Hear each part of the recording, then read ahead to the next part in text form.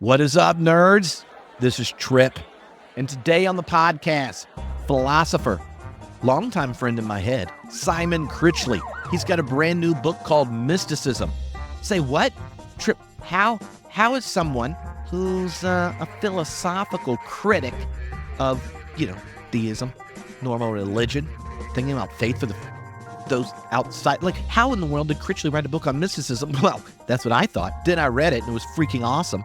It's both a historical reflection. It's a profound challenge to theists and atheists alike. It is an invitation to a part of human experience, a dynamic encounter with reality that we often label and dismiss in our reductive, flattened modern times. And Simon Critchley and I have a blast talking about his book. You're going to get to hear about some William James, some Hildegard, some Heidegger, and,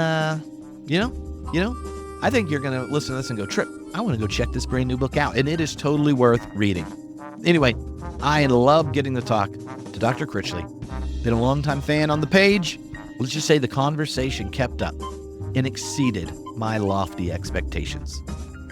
If you dig this, if you want more, if you want to get all the podcasts ad-free, you want to support everything we're doing, go to homebrewedcommunity.com. It's easy.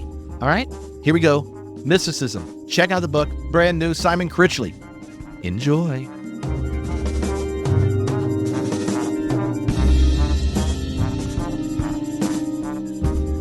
Well, hello, everyone. This is Trip, and I am joined today by Simon Critchley, author of a brand new book, Mysticism. And for those of you that have followed his work, it is quite the Critchley take, where you take a phenomenon of mysticism and you use both its history and the way it's taken new forms in a modern context to really unpack what it is revealing about the human experience. So I absolutely loved it. Brain. I would like to hear the origin story of the book. Like, at what did your kind of fascination and interest in mysticism as a modern category, it raised the kind of question that problematizes modernity's ongoing relationship to religious and spiritual experience? Yeah, it's a good question. It goes back a long way. There's a part at the end of the book which is called Confession. I'm using it a little bit tongue-in-cheek, but it's a confession of an experience I had when I was in my early 20s, which was close to a religious experience in Canterbury Cathedral. Around those years in my early 20s, and then repeatedly in my life, I'd been drawn, fascinated by religion in general, Christianity in particular.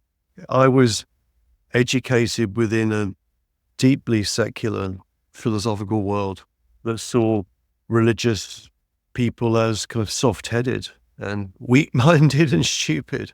That really dominated. And so the book in many ways is the outcome of a journey, I suppose, a journey where I have been able to confess, get closer to what it is about Christianity, which fascinates me, and not to be so worried about how it might look. We were talking before, there's a book called Faith of the Faithless, which it was published in 2012, and I wrote this lecture that was called Mystical Anarchism. And it was based on a reading of Norman Cohn's Pursuit of the Millennium, this extraordinary book which kind of tracks the social and political uses of the Book of Revelation. And I was fascinated with it, and in particular, what he called mystical anarchism, which was linked to the so-called heresy of the free spirit and figures like Marguerite Porete, burnt at the stake in 1310, possible links to people like Meister Eckhart. And Eckhart, is someone that I was reading as an undergraduate very closely and very seriously, and again, didn't know what to do with that. So Eckhart plays a very important role in the new book. But the mystical anarchism material, and this is kind of why I sort of thought I was onto something. When I did that, it was in Toronto at some arts center, and it was all new, and I just had these pages of notes, and it was a good night. There's a recording of it somewhere online I found a couple of years ago. But I felt that the audience were open to it. What I was saying, it wasn't the usual, me talking about Heidegger's conception of the world or whatever. It wasn't that kind of pedagogical approach. It was really, I was I was talking about things that really had a kind of technical complexity at one level, but also were addressing something very personal and deep with people. And I guess that was the first realization. I thought, there's really something going on here. Then time goes on a little bit. I developed the idea with a colleague of mine, Eugene Thacker, both of us kind of amateur theologians. He knows more than I do. And we formed the idea of doing a class on mysticism. But we didn't have that much to say. And so we got a lot of guests into the class. We had people like Caroline Bynum, Amy Hollywood, distinguished, mainly female theologians. And Caroline Bynum, who I very much admire, there's a little chapter on her in the Mysticism book, wanted us to read Julian of Norwich, who I'd read, but not with any kind of real attention. And then the class was very interesting again, because we were taking students through these very abstruse texts like the mystical theology of the Pseudo-Dionysus and texts like that. But it was resonating at some deeper kind of existential level, and the students were really a little bit enraptured by the material, and that's always great to see. And then we taught the course, I think, 3 more times, and I found that I had more to say. Eugene had more to say, so there were less guest speakers. And that was kind of where it ended. And then around 2019, this is a technique I've used for years. It's when people ask me what I'm working on, I always sort of look the other way or offer to buy them a drink or something, because I hate talking about what I'm working on. And I'm happy to talk about what I worked on, but I'm almost superstitious about it. And I would say mysticism, just like that, and then leave it in the air. And then I often found that there'd be a pause, and then people would start to think, oh, do you mean this, that, or the other? And then they'd begin to talk about what that meant to them, which was great conversationally, because the onus was on them to talk rather than on me. So this is just before the pandemic that maybe I should try and pull together the material into something on mysticism. And then there was the pandemic, and then I did a class called Pandemic Mysticism, which was very intense online. And so the material began to form when it was largely written in 21 to 23. So in those strange period of time. And also the premise of the pandemic mysticism approach was really that in the pandemic, we all became, anchoresses or anchorites. We withdrew from the world. We were living in our cells. And there was a kind of monasticism that people were going through, and strange experiences were happening to a lot of people. And that was interesting. And the book then sort of formed in a kind of a little bit of a frenzy in 21, 22. I had a purple patch, and that's the second part of the book, which is really the center of that is Julian of Norwich. I wanted to read one major mystical work incredibly closely, so cover to cover, and give a close reading of that. And then off that, there are discussions of Anne Carson, the American writer Annie Dillard, and then T.S. Eliot, who'd been on my mind for the last 40 years. And so trying to kind of settle accounts with 4 quartets. And what connects all of those 4 authors is something to do with Julian of Norwich. And that was written in a kind of, I wouldn't say a trance state, but certainly a purple patch. And then the book formed, and then, my editor had died in the pandemic, and publishing changed, and I sort of really lost any hope the thing would be published. And then, to my astonishment, I found an editor at the New York Review of Books who was interested both in philosophy and in medieval female spirituality through his mother and father. And we began to work on the book, and it finally is going to see the light of day at the end of this month. Mm-hmm. It's a long answer to a short question. Oh, no, there are a number of things that came up in that I resonated with, especially that working on something like this during the lockdown experience.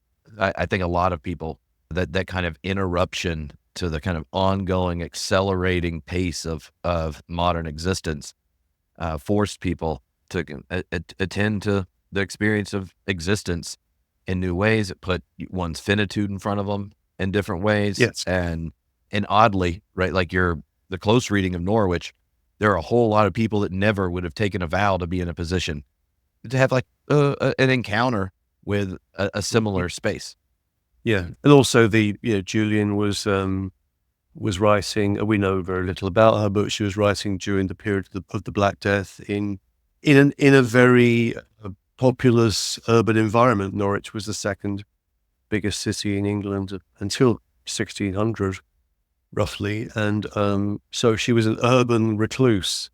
And so a lot of us were urban recluses. I certainly was in those months. And also the psychological strains, pain, suffering, weird symptoms, not really feeling that you're in control of your body. Your body is doing weird things. In my case, it was kind of weird rashes and eczema and all sorts of things. A lot of people were experiencing this, but then through that, something else was showing through. So unwittingly, we became mystics. And then the focus of that pain and suffering in Julian is, and indeed in her case, I mean, she says that she wanted to die of 3 wounds at the age of 30 and a half. And indeed, she is dying, and she is going to be administered last rites.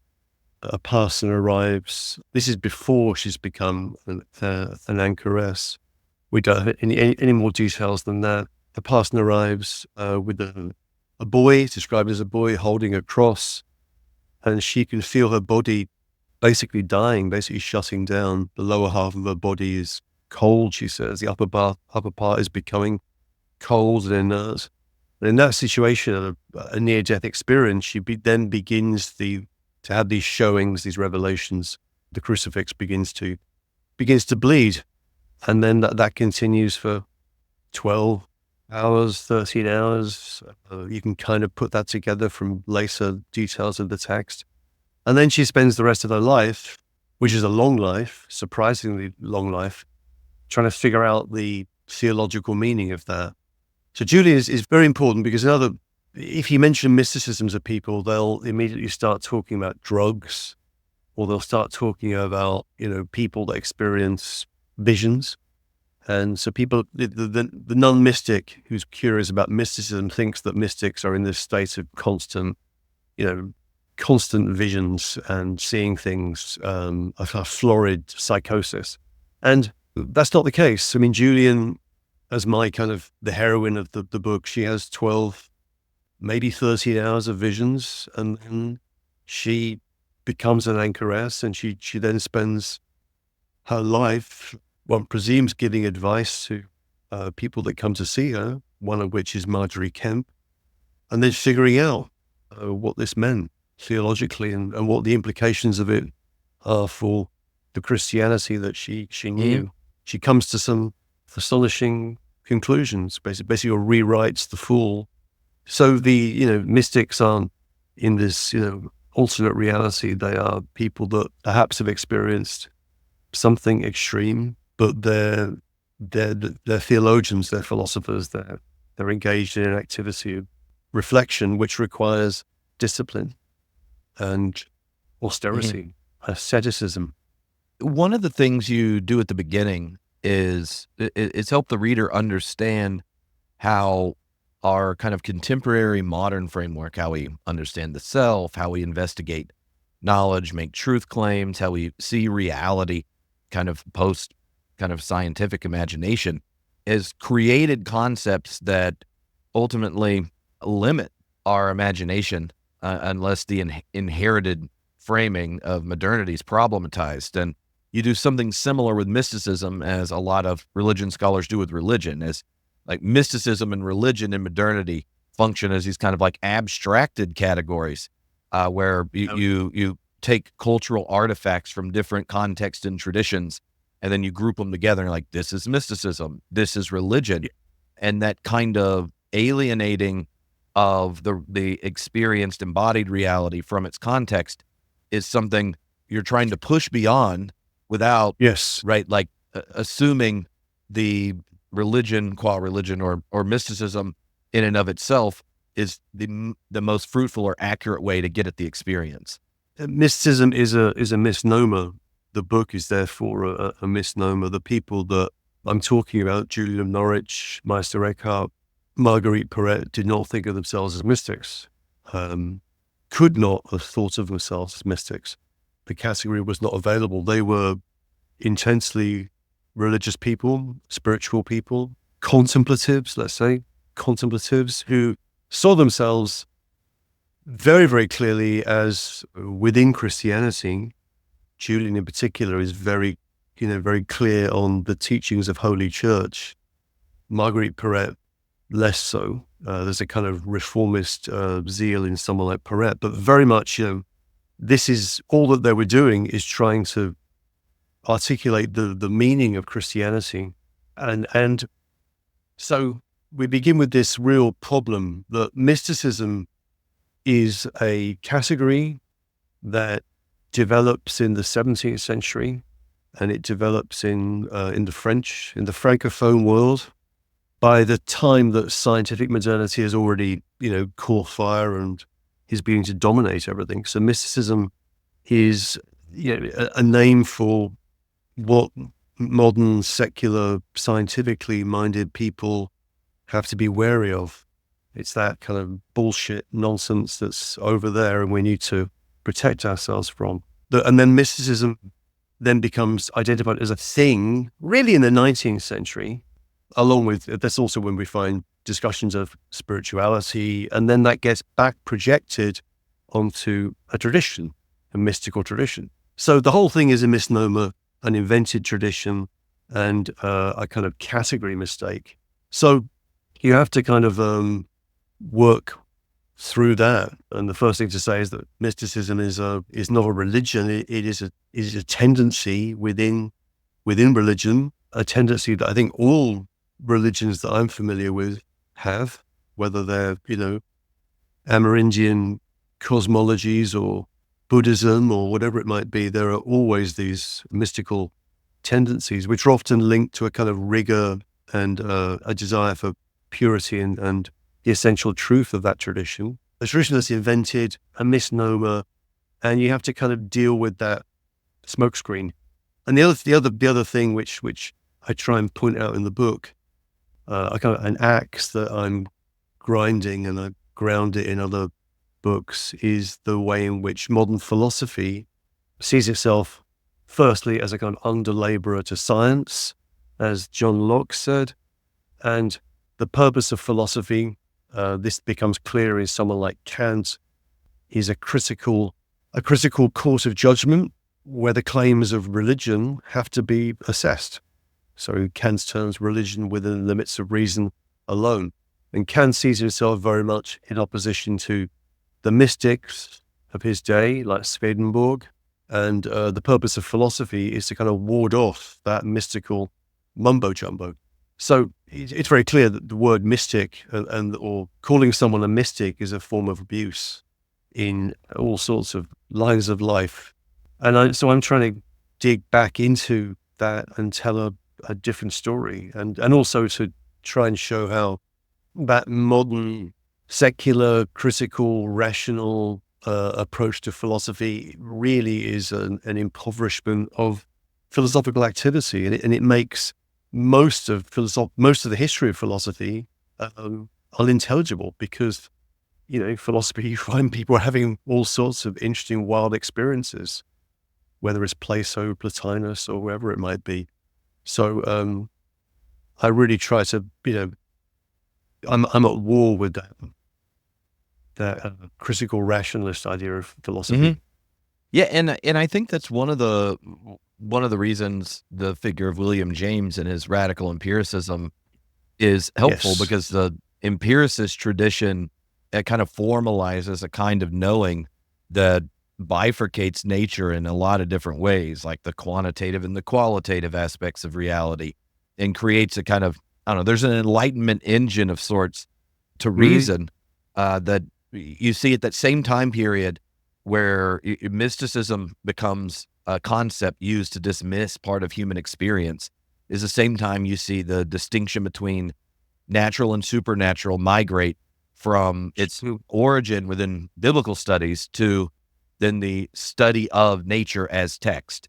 And so the natural supernatural distinction starts in a religious context for textual, and then migrates to how we read the book of nature, right? In this kind of bifurcating move. And this is something else that came up in it just in thinking about Protestantism. Protestantism has a kind of iconoclastic energy to it that Yes.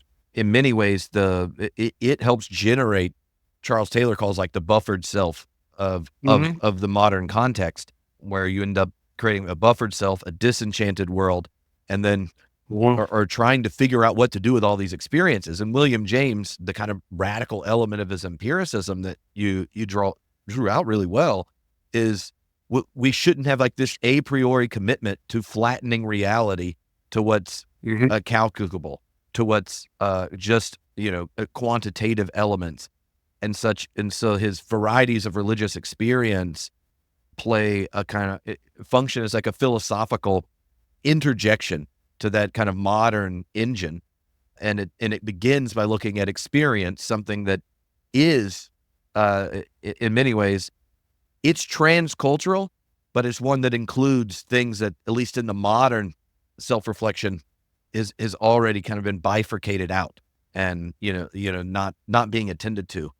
I agree. That's very, very well put. I think I didn't intend this in a way, but you can read the book as a condemnation of Protestantism, the reduction of religion to some individual belief or disbelief in the existence of God revealed through Scripture, and that God having a peculiarly transcendent character in relationship to a world that is mired in sin and fallen and wretched.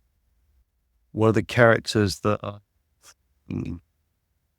used in the book briefly, but it made a big impact on me. I read it after I'd largely written the book, was David Bentley Hart's book, That All Shall Be Saved, where he tries to describe, or does describe, a Christianity without Augustine, without the Augustinian emphasis upon sin, wretchedness, guilt, and let alone and hell, and let alone the idea of predestination.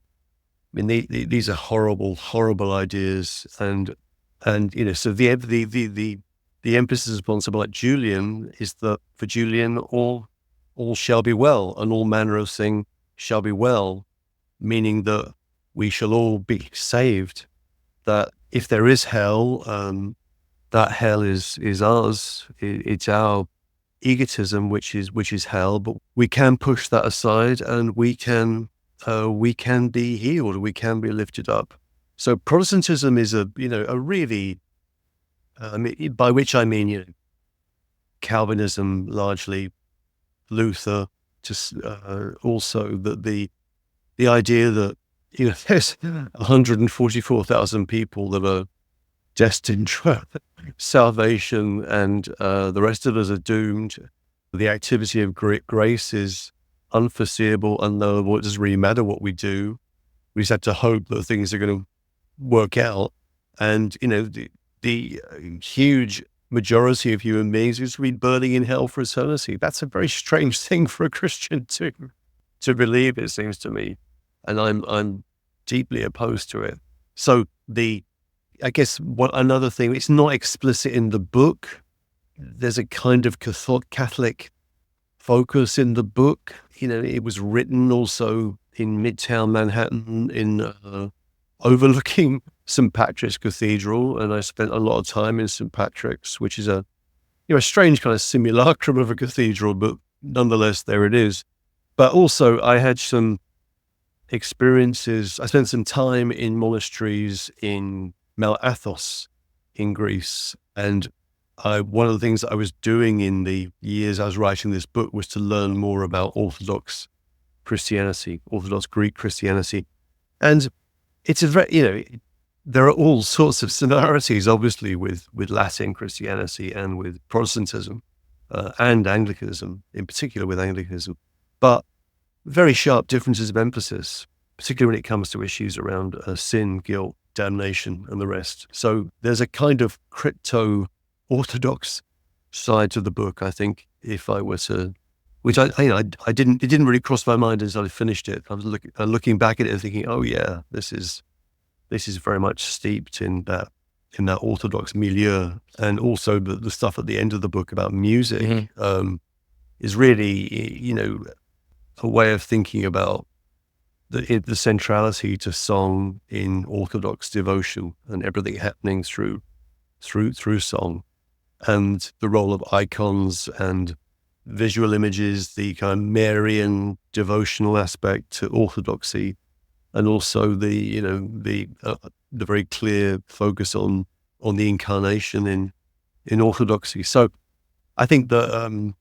so there's that to put not my cards on the table, but to make a slight additional confession. And James, William James is everything I think a philosopher should be, which philosophers overwhelmingly are not. There's an open-mindedness, an inquisitiveness about James in whatever he decides to work on, and no feeling of his superiority over the people that he's addressing or investigating. He has this open-minded tolerance, and he is presented with the phenomenon and he tries to understand it. And so the varieties of religious experiences, it's a book that could be criticized, and it has been criticized, and at the center of that book is the long chapter on mysticism.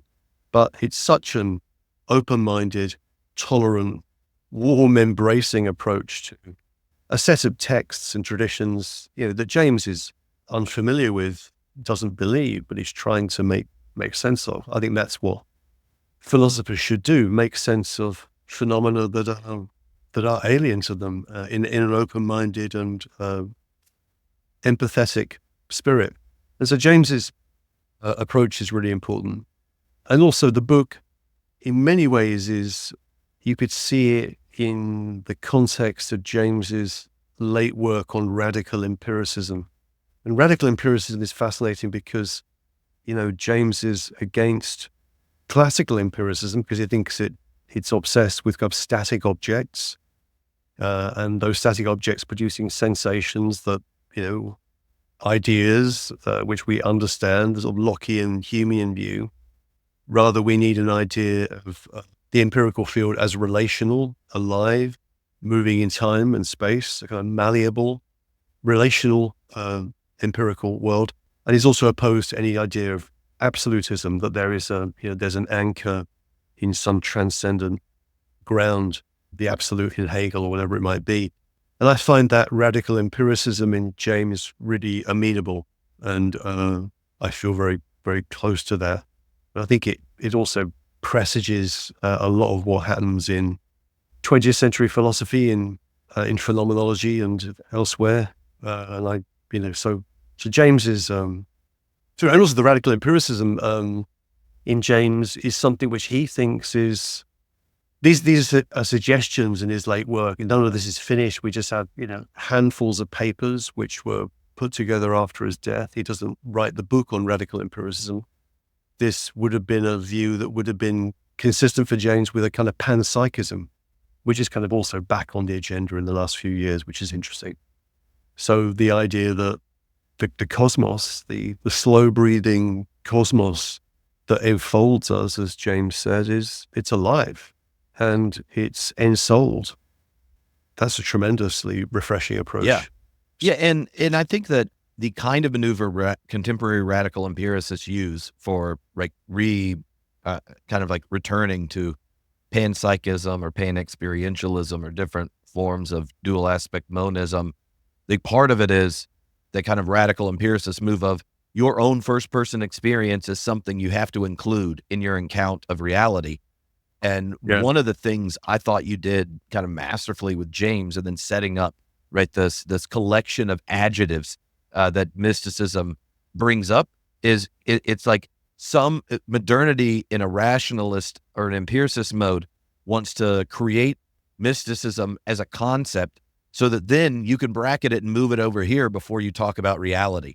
And James is going, just like our account of reality has to include our experience of first-person experience, our account of reality should actually include the varieties of religious experience that we often alienate our self-understanding, our anthropology from as rationalists by using mysticism this way. And it's you do with mysticism, right, what a lot of contemporary panpsychists are doing in kind of resisting the either supernatural dualist account of consciousness or it's all epiphenomena or, internal fan fiction of genes or something like that.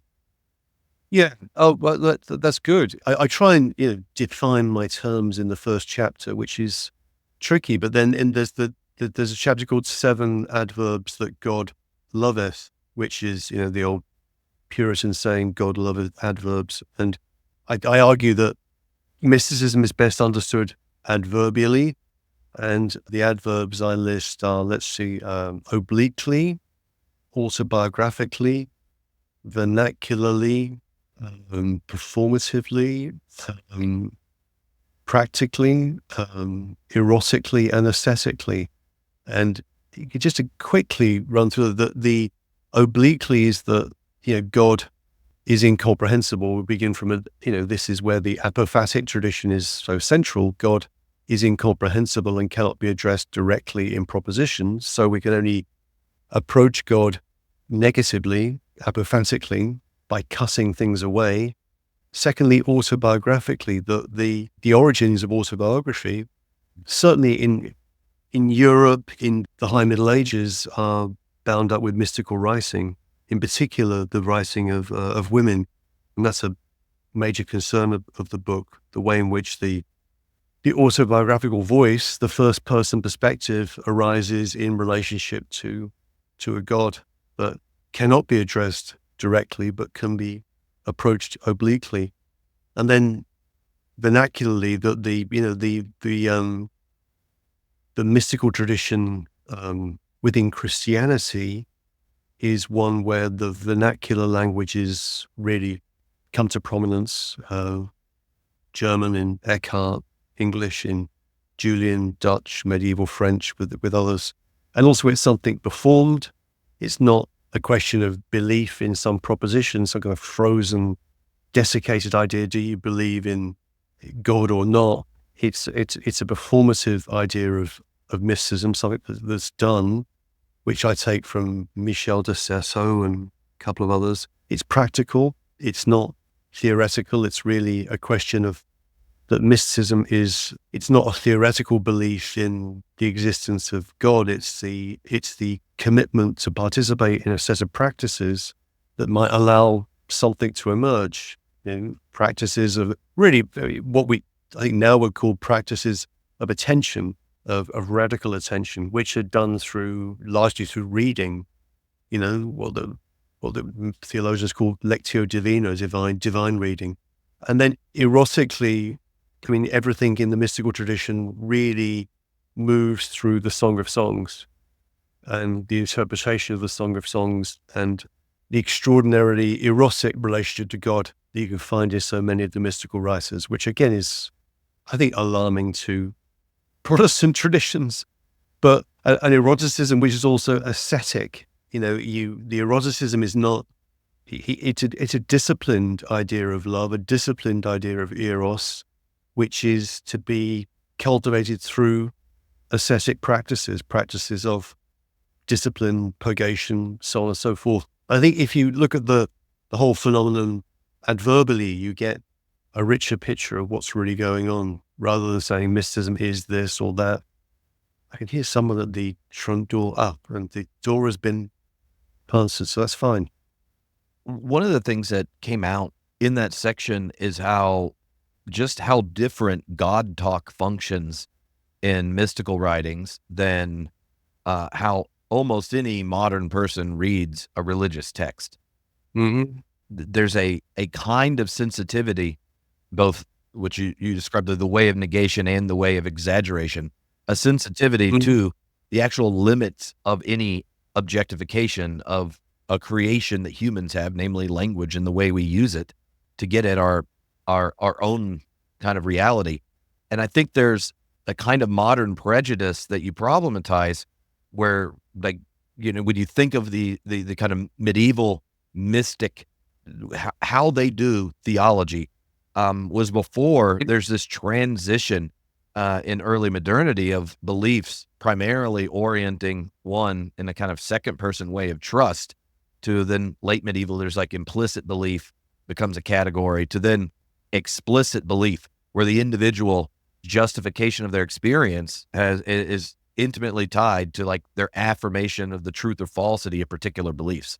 And so the genre of mystical writings becomes something you attend to both in how language functions in them, and then the actual practice of mystical texts, where you pick up, the image of mysticism primarily as with that image of the mixtape and this kind of thing.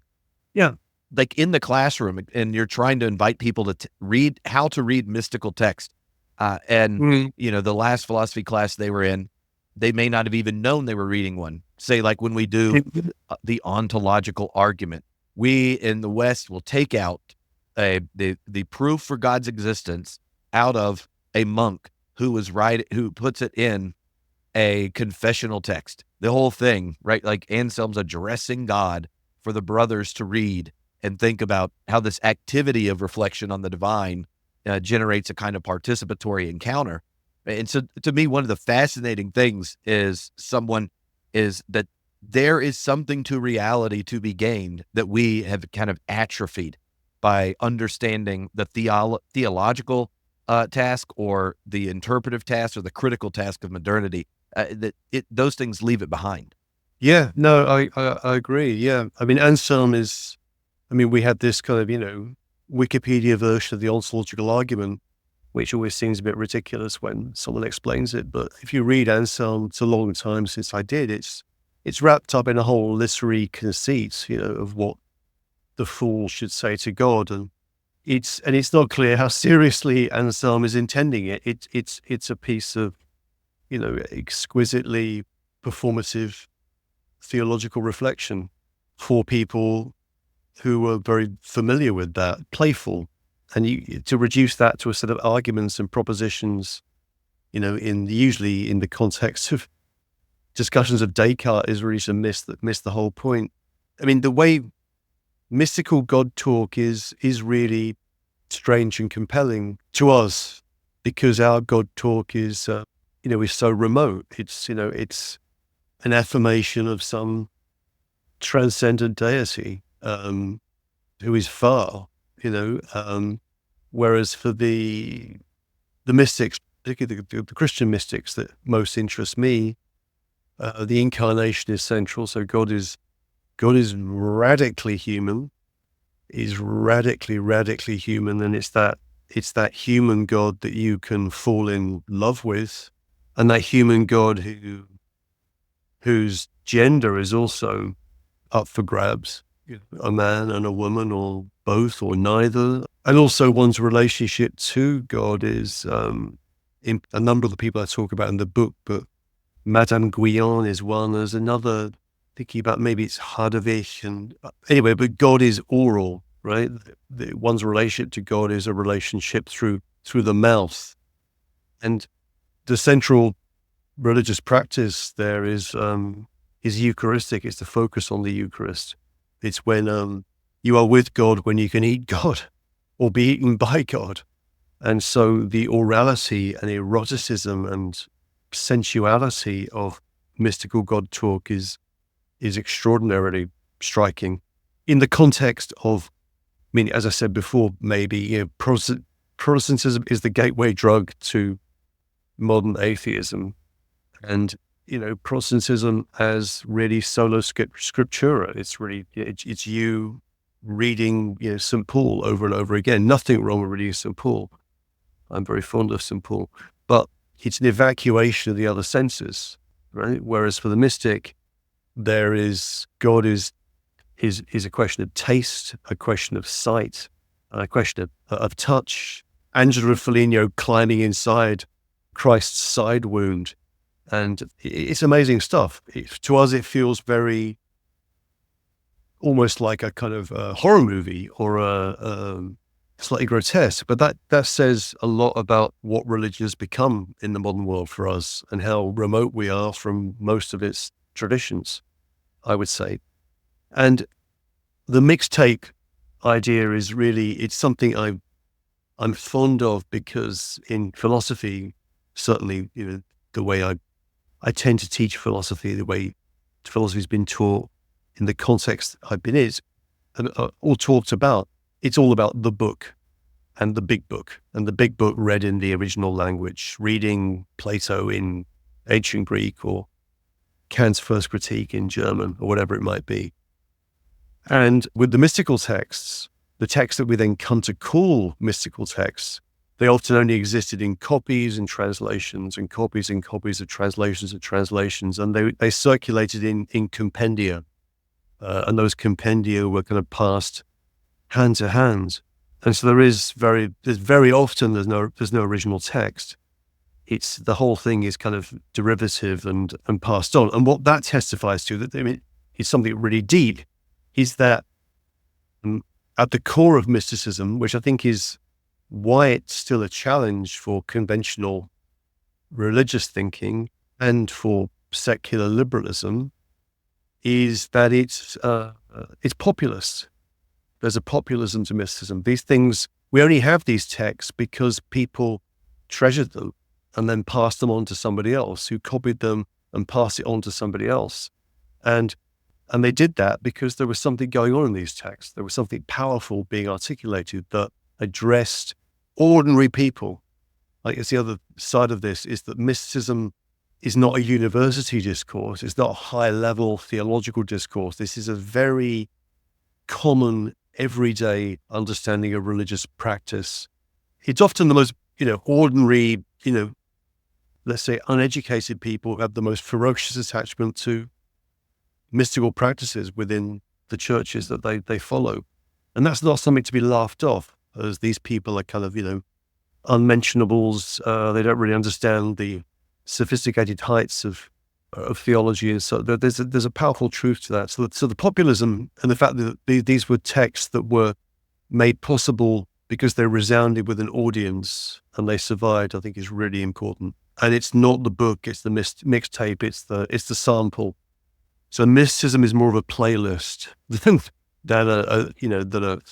a double concept album. Yeah.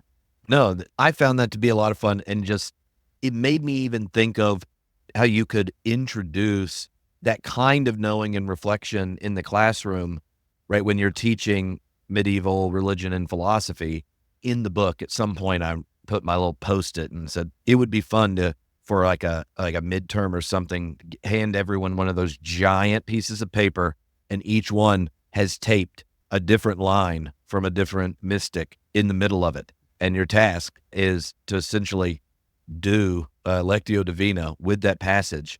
Mm-hmm. And you have on one side of the paper, it's your own reflection, and the other is other passages that you want to set alongside this one to read with it, right? Where, because even that tendency, people can be a scholar of mysticism without ever practicing its form.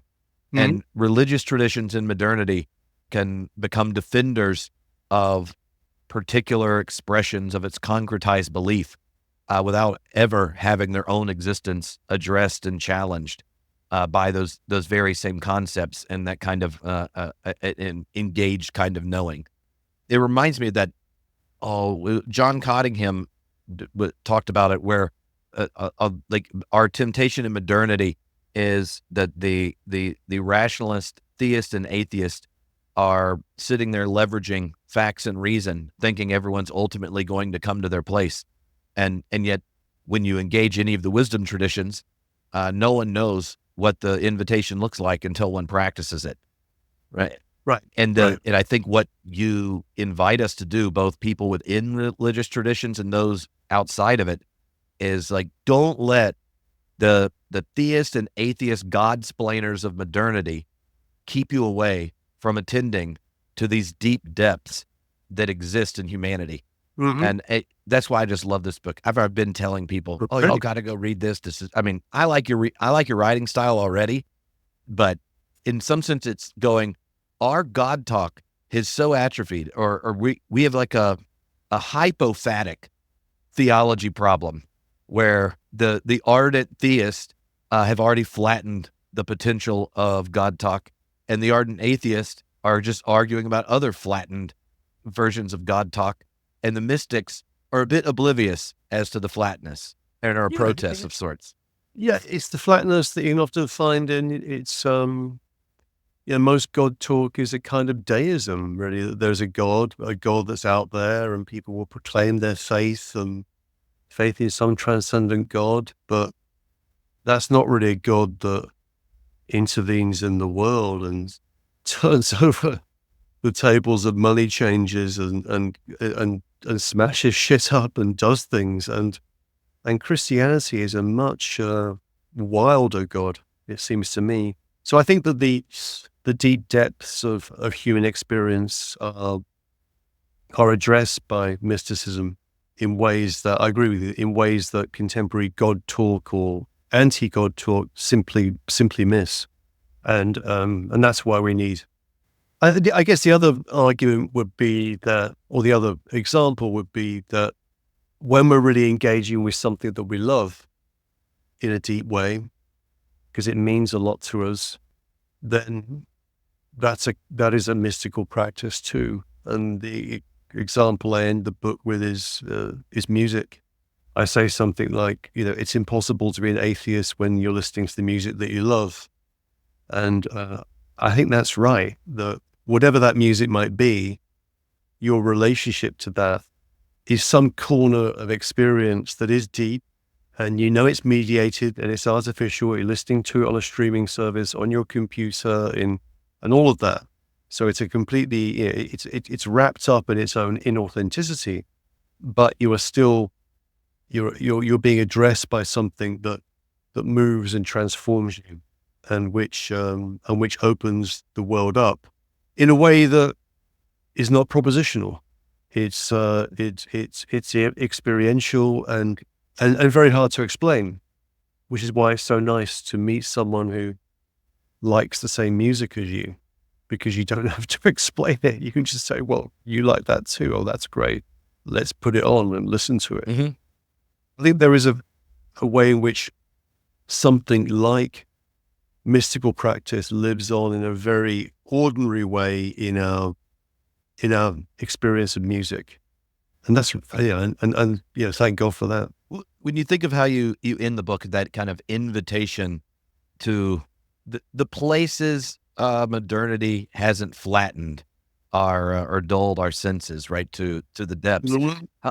How do you imagine this text being read well for those that are within and those without religious traditions? Like, what are you hoping different readers who may be homeless in the sense of a historic wisdom tradition, or even those maybe their wisdom tradition is humanism or this kind of thing? How do you imagine them hearing it and receiving it positively in a different way from those who, when it's like, hey, look at Critchley doing this beautiful reading of the medieval mystics. Who doesn't like a little time with the Rhineland mystics? How do you imagine those audiences receiving it? I'm not sure. I really am not sure. But when you mention people that could be homeless in a wisdom tradition, I think there is traditional religious practice, whether do we say in crisis, on the decline, whatever, the amount of young people in, say, North America who they might accept that there's some kind of spiritual dimension to life, but they're not going to go to church, and they certainly don't know much about the Bible or other Christian texts. I think I see, there's a void there, a real void that doesn't really have a name, and into that void, you can kind of fill that void with, astrology and tarot and esoterica and so on and so forth. And I don't dismiss that. I think that's addressing some need, some metaphysical need that people have. Yeah, I suppose the hope would be that, or it leads people towards the East, right? They'll end up, how many times in class when I'm explaining something, and people say, "Oh, that's just like this thing in Buddhism," and I said, "Well, yes, and no. It's just like this thing within your very local traditions, if only you understood them."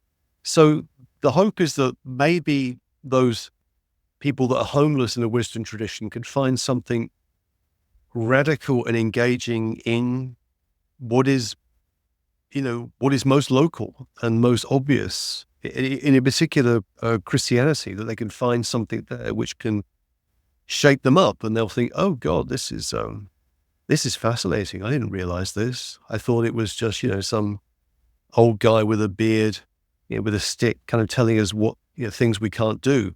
But Christianity is this multivalent, extraordinary tradition, bundle of traditions that if people were more easy and familiar with that, I think it would help.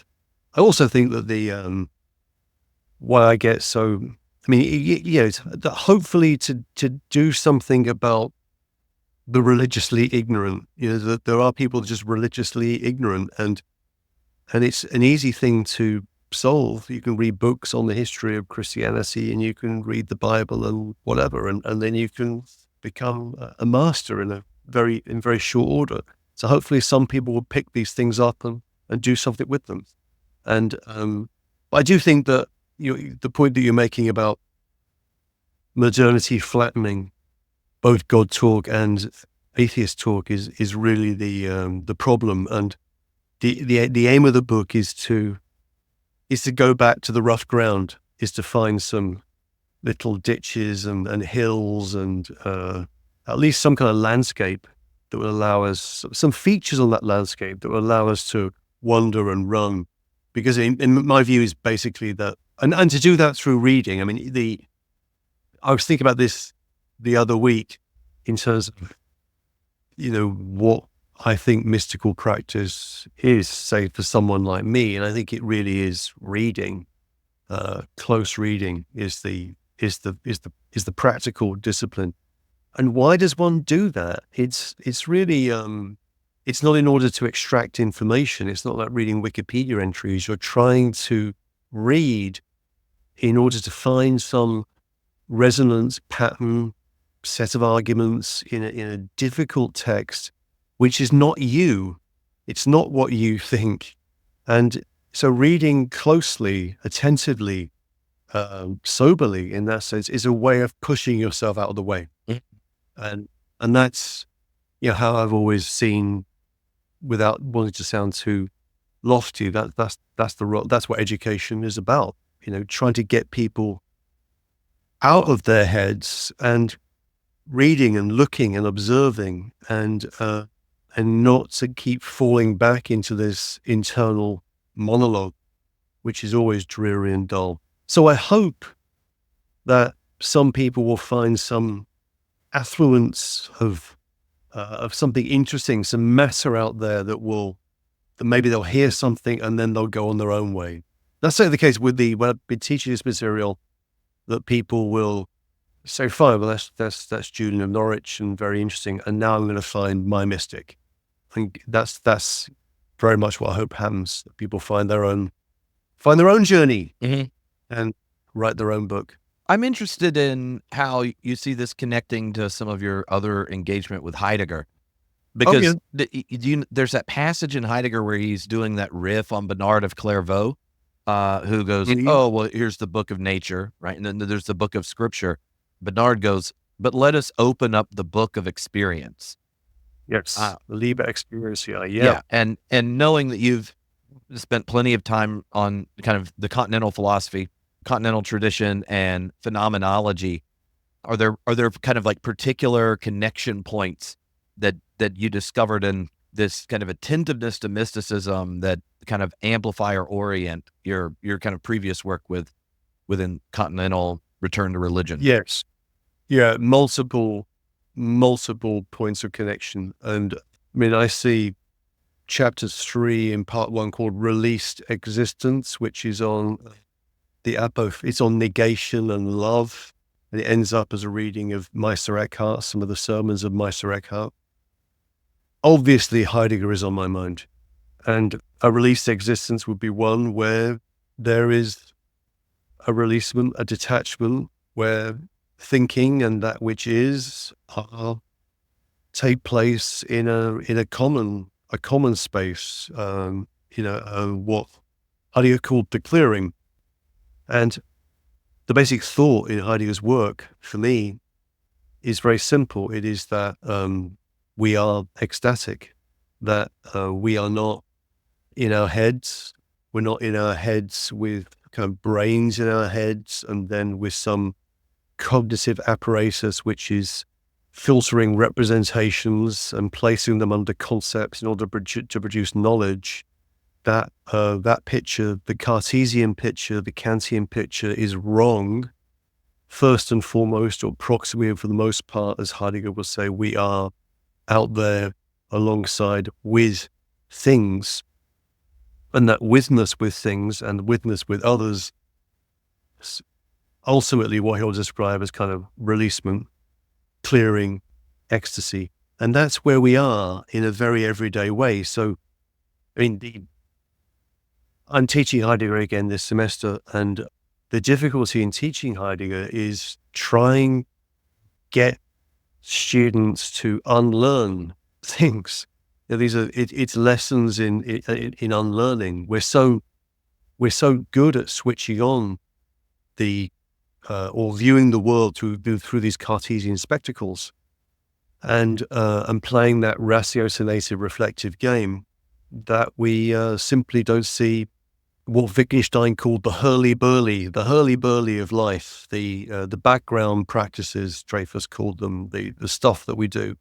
And William James uses the buzzing, the buzzing, blurry confusion. Yeah, absolutely. That, and how do we, we navigate, we orientate ourselves in the world ecstatically, and we do that in the most masterful way. The vast majority of us, what it is to sleep in a room and go from that room to the past room, and then to go from that room to to make coffee, and then to go out in the world and use the subway and go to your job or whatever. These are incredibly complex sets of practices, and when we're engaging with them pre-theoretically, non-reflectively, we're in a kind of ecstasy. And Heidegger wants to give. I think for Heidegger there is a mysticism to everyday life, which we continually pass over because it's just so obvious and so familiar. So it becomes a question. It's what Merleau-Ponty called the perceptual faith, that we have this perceptual faith in the world, and then we adopt the standpoint of reflection. We become Cartesians, and we begin to question things or think about things. How do I know that the other person is a person and not a robot or whatever? Is it an AI or is it a human voice? And once we're at the standpoint of reflection, then we lose the perceptual faith. So how do we go back to the perceptual faith? And Merleau-Ponty has this other concept of what he calls hyper-reflection. And hyper-reflection is really reflection on the limits of reflection, which is trying to get back to that perceptual faith that we've lost.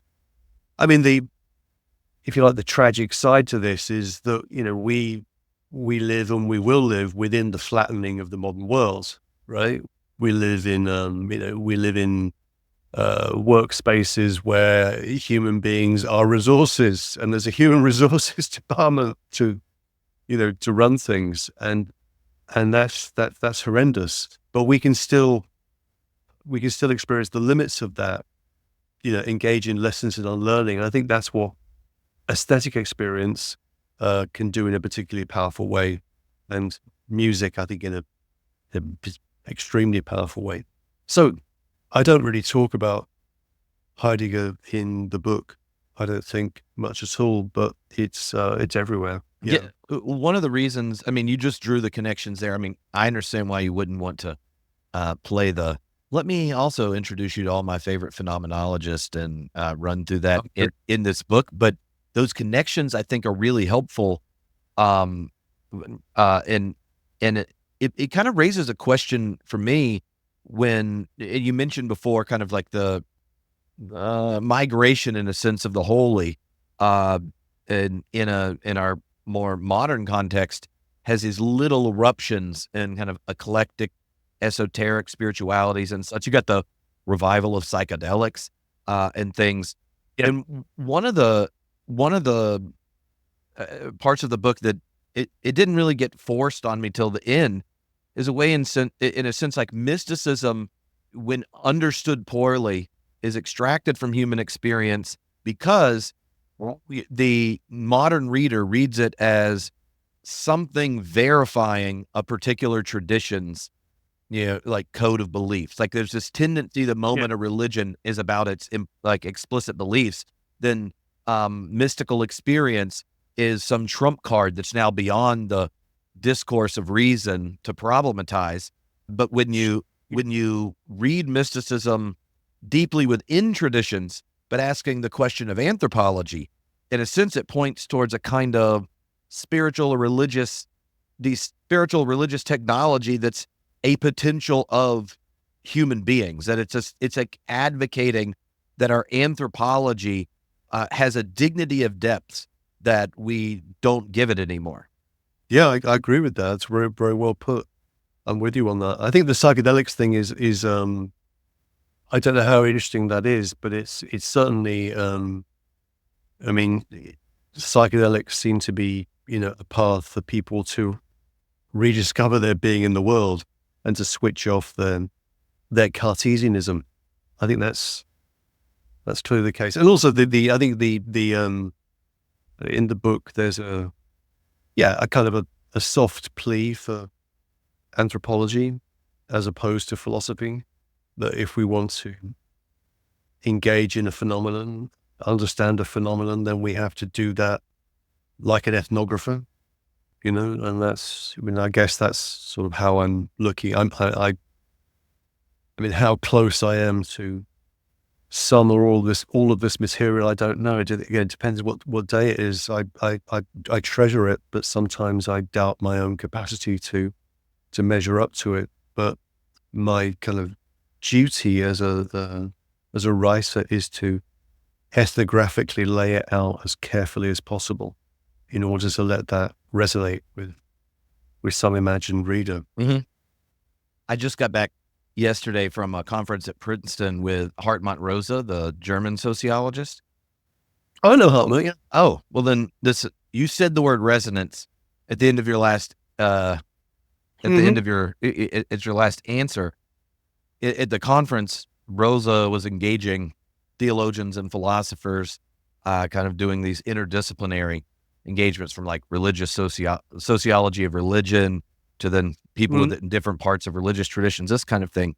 And like his concept of resonance it gets developed over against like this kind of a definition of modernity in his, work on acceleration, and resonance functions as a similar invitation to open up, attend to these places of uncontrollability, these kind of encounters of hospitality.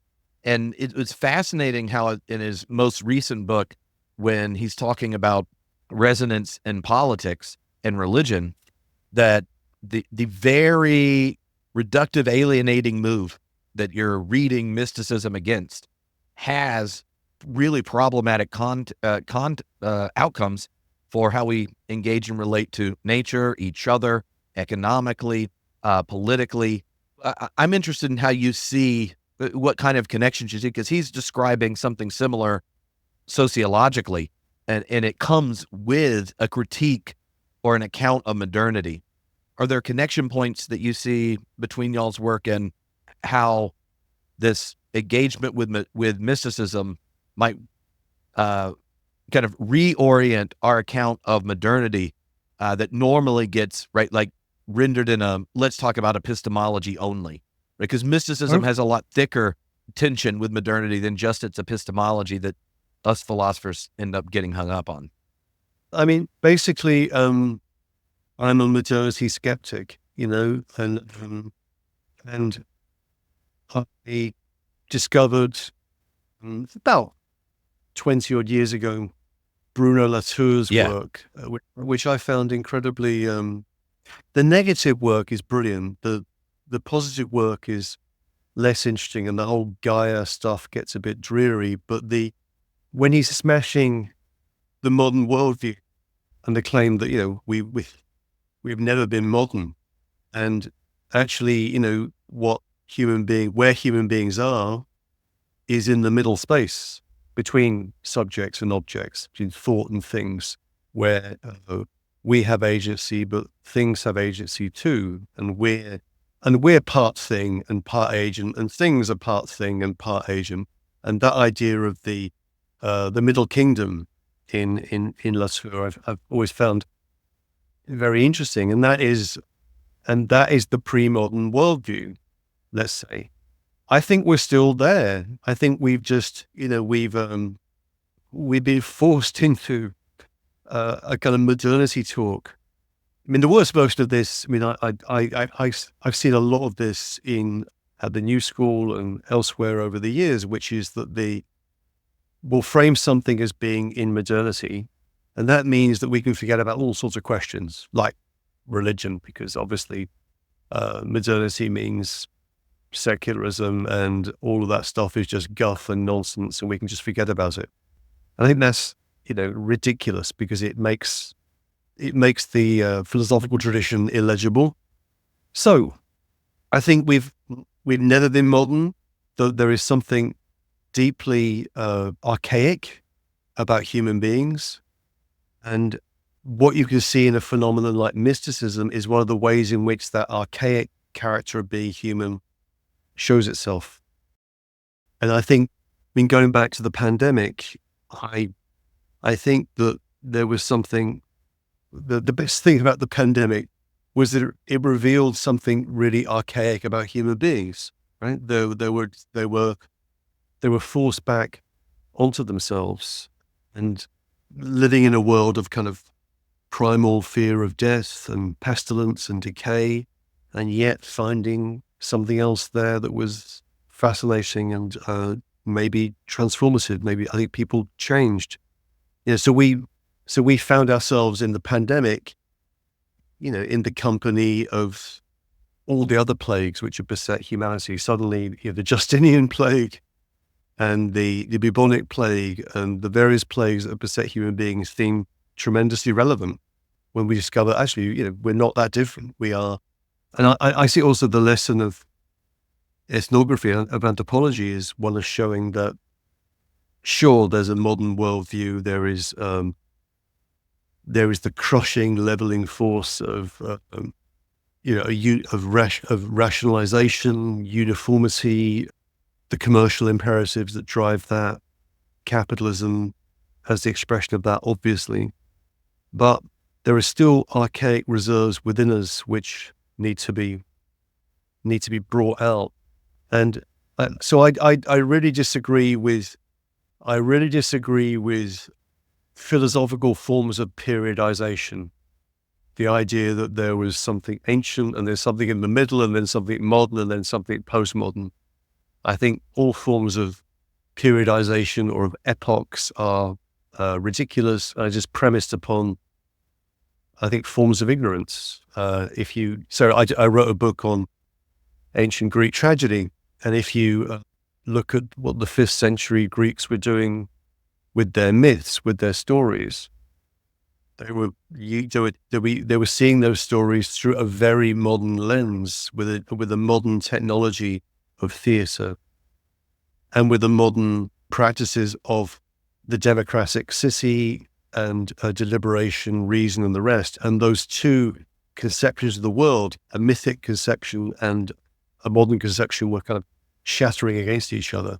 So I think modernization happens as an aspect of what is archaic repeatedly. So I think there's not one step into modernity. I think it's something which we continually kind of oscillate back and forth between the modern and the archaic. And I think to understand things like politics, I think you have to understand it in terms of things that are archaic in what can be really quite, disturbing to right-thinking liberal persons, because people are functioning. The election, November the 5th is going to be decided on resonance. Really, it's going to be about which faces, which words, which things are able to resonate in a way with a certain constituency of people that would lead to one outcome or another outcome. And so I think there is, resonance is really important. I think the acceleration is, Hartman, I've not seen Hartman for years, but the stuff on speed was really good. I've always been looking for the emergency brake in my work. Tragedy, I think, is an emergency brake. I think mysticism is an emergency brake, and music is an emergency brake. So there are ways of slowing things down. I think slowing down is really important. I also think that resonance as a political factor can be, I was talking about before in terms of the US presidential election, but I think also in terms of how resonance can be a way in which you can form, what the anarchists used to call affinity groups, right? That affinity is something that works not through argumentation or reason, it works through resonance, whether you can hear something in something that's said, and then that resonance leads you to come together in a certain way. So I think it's pretty important. So I'm very skeptical of modernity talk and periodization talk in philosophy. And actually philosophy is usually outside of philosophy that things get even worse. People talk with such confidence about where we are historically. And I don't know where we are historically, but we're much closer. We're much closer to what is really archaic than we imagine. Yeah. When you think of the context that lots of mystical texts come from, they usually originate in some kind of devotional prayer, this type of place. How would you describe the invitation to that kind of orientation or attention in such for those without home in particular religious traditions? Like what is a prayer when you know not who or to what, or if there is a direction for it? Right. You have to learn that. You have to open yourself up. Prayer is a form of talk which addresses itself to something outside of you. I think the mystical texts are deeply invitational, right? And you can get people hooked with something really quite small. Passage from Marguerite Porete. We have to hack and hew away at ourselves to make a hole that's large enough for love to enter in. Yeah, that will do it. So the self is the problem. This carapace of the self that we imagine that we live in, and that carapace is largely pretty dull and predictable and full of doubt and guilt and shame and hellish thoughts. The task of the invitation that these mystical texts offer you is a way of breaking that open and opening, and that's usually what is described as love, that breaking open of the carapace of the self. And the form of discourse that would correspond to that is prayer. Prayer is that address that can break one open and open one to something outside of yourself. And I think that makes evident sense to people in a very practical way. I think when people I was in Athens, living in Athens in 2019, and I was writing a series of pieces about Athens. And the last one I was going to write, I didn't actually write it, but I did some research. Tiny little church, really tiny, the size of a bathroom, really. dedicated to John the Baptist, I think, and basically this church was a column. It was just a column inside a tiny little box of a church full of icons, and the column was concealed behind a door. And there was a guy, of course, and it was his job to take, €1 from people to allow people to go behind that door. And if you went behind that door, you saw ribbons. And those ribbons, people would tie those ribbons onto bits of string around that column, around that simple Corinthian column. And they would say a prayer, they would make a wish. And, it turns out from, the reading that I did, that this column sits on top of one of the very small rivers that used to encircle the ancient city of Athens. And people have been tying ribbons or making offerings at this spot for probably 3,500 years, probably longer.